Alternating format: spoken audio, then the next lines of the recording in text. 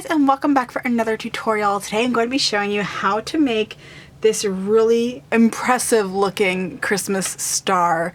All I had to do was fold some fabric, do some top stitching, and I made this really beautiful star.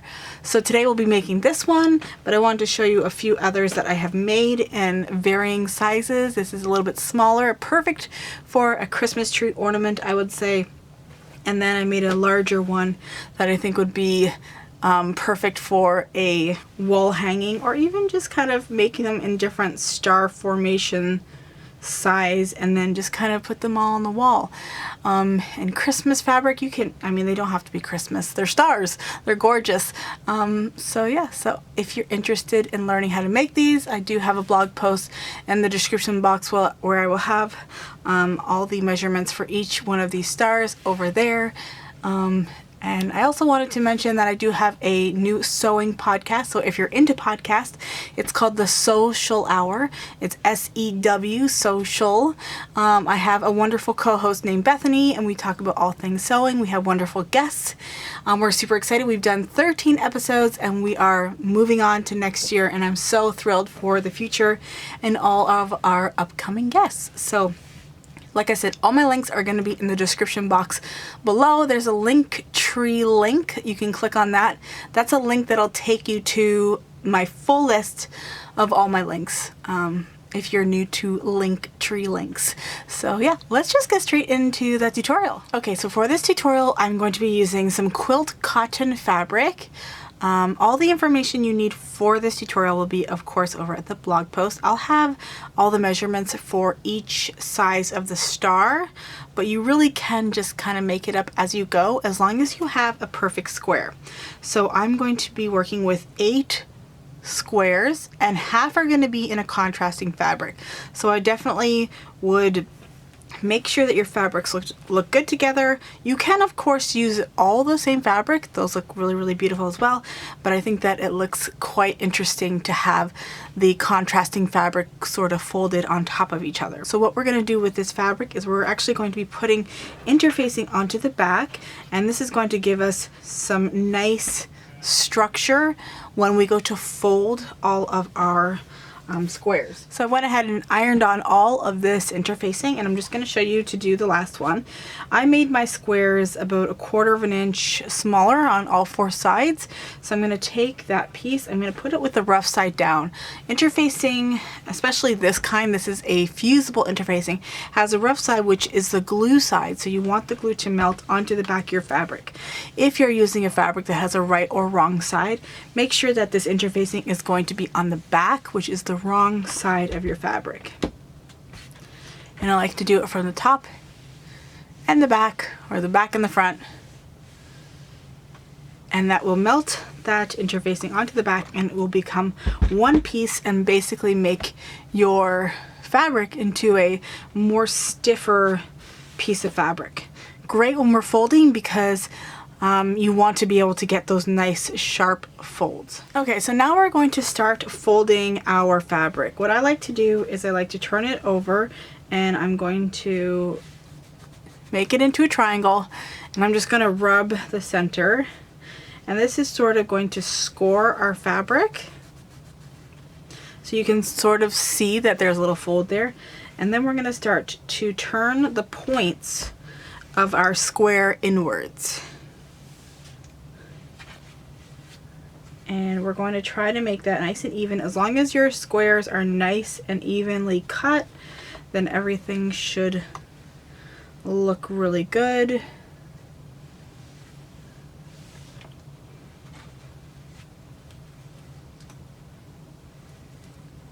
And try to get this point really nicely, because that's the part that might show.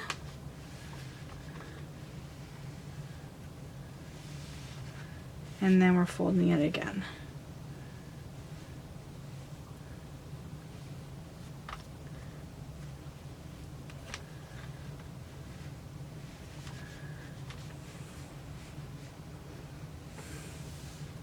Okay, that is how it is going to look. I'm just going to put my tailor's clapper on top. I like to use this to allow my fabric to cool down without using my iron. and then it'll crease a lot nicer. Okay, especially since going like this and holding it down, it might burn your hand. So now we're going to take our fabric and we're going to fold in one side. We essentially want it to be in sort of a diamond shape or like a kite shape. I'm not really sure what shape this is. I would say it closely resembles a diamond. And we're just going to do one side like that. And this fold might be a little bit more harder to stay, so using that clapper helps to make this one a lot better.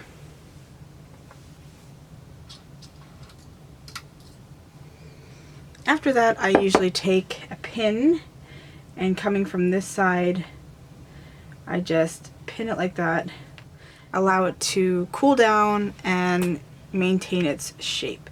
But this is how it's going to be. This is the point of our star right here. So if you do have a directional fabric and you want to make sure that the little designs are right side with the point, make sure that this is the top of your fabric. Okay, so now we're going to do that with the other 7 squares.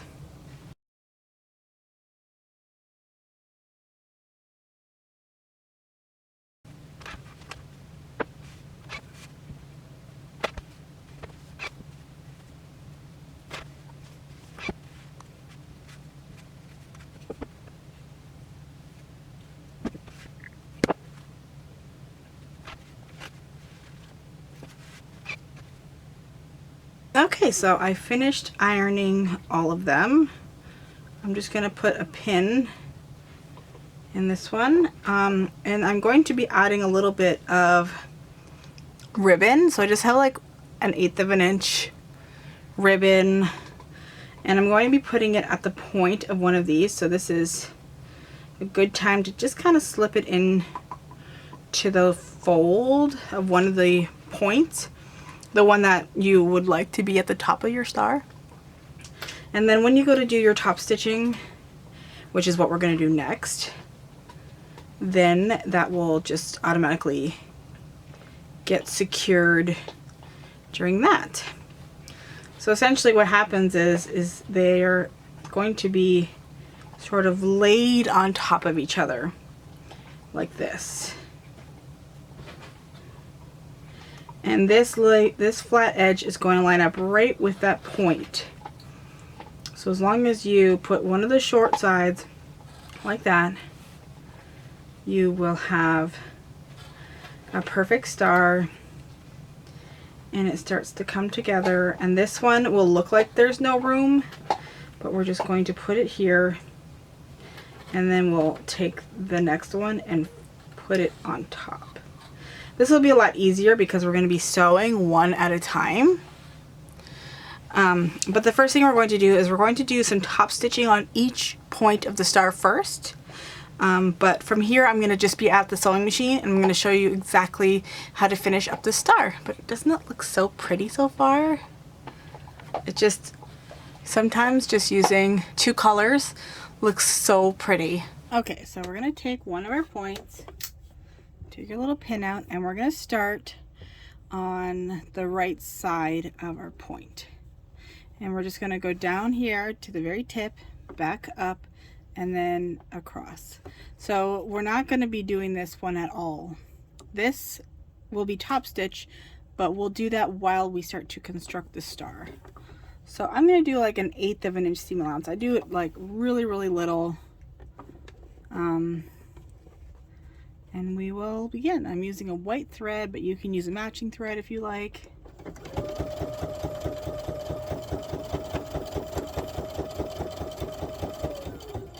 And then once we get to the very tip, we're going to lift our presser foot and then spin it, go back down,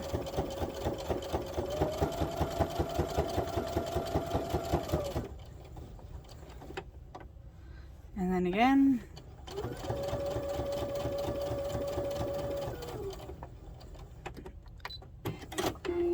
and then cut our threads.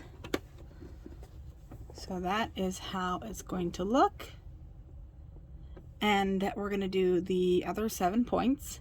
And if you want to just chain them together, you know, you don't even have to take them out of the machine. Just keep feeding a new one in that works. And keep all your little threads snipped as well to make sure everything stays nice and clean. And yeah, we'll go on to the next one.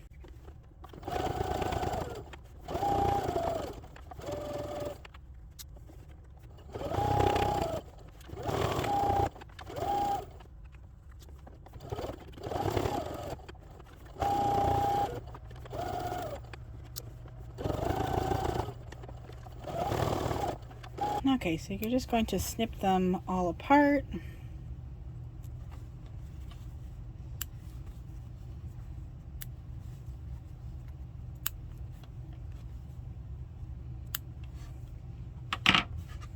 Now you have them all done, and now you can start to attach them all to each other.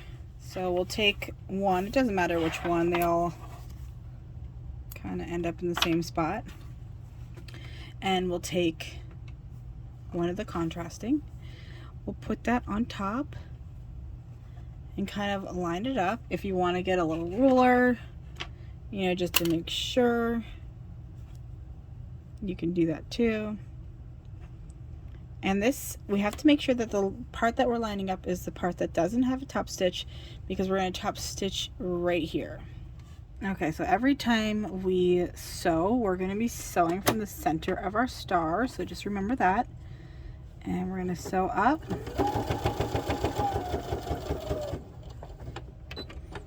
And then that's all we're going to do for the first one. This is how it's going to look.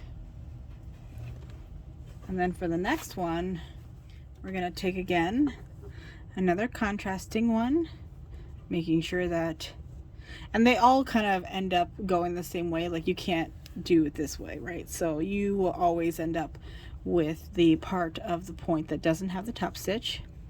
And we're going to again flip it around, and we'll do it right up, but then this time we're going to go across here, and that's just gonna kind of tack it down. And this is why, if you want to use matching thread, you can, but it's hard because you are going over to the contrasting fabrics.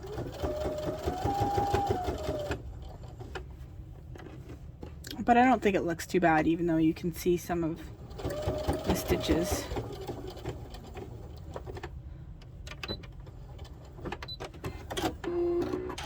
So that is how that is going to look, and you're going to keep doing that up and then over for each one until we get back to the beginning. Just going to go like that.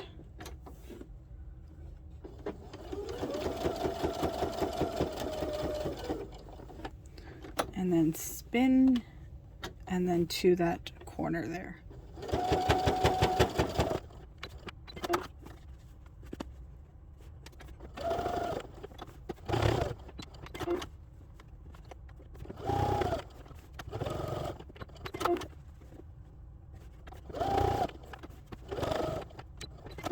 Okay, so now we're back at the beginning. So we'll take our last one, and we will place this one.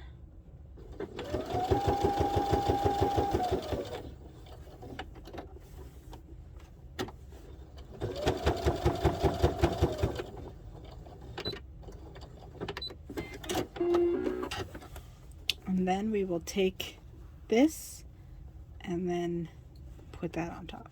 And we will go up here and across here. I'll need to do another top stitching here though. So I'll have to do that separately.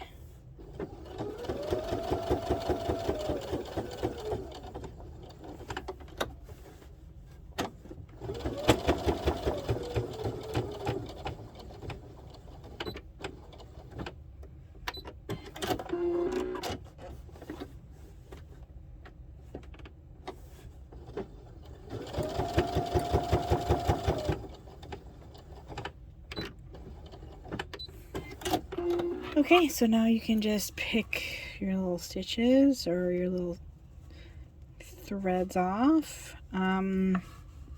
If you want to put something in the center, if things look fairly clean like mine does, you can kind of just leave it. But if you want, you can put a little button on there. I'll show you the one that I did with a button, but I think this just looks so cute and so intricate and so difficult, but it really wasn't, was it? I'll clean up the back. And I really thought that this would be a good idea to even make a hot plate. So let's say you made it really big, and then you got some of that hot plate material, and you could put it on the back, or you could put this on another, like something that you could just put a hot plate underneath it and then just put this on top as decoration.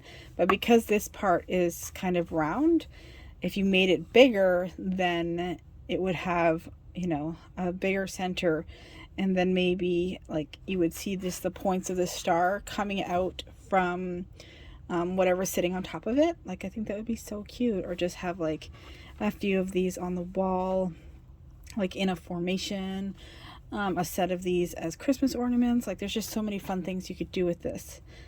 But yeah, I think they turned out really cute.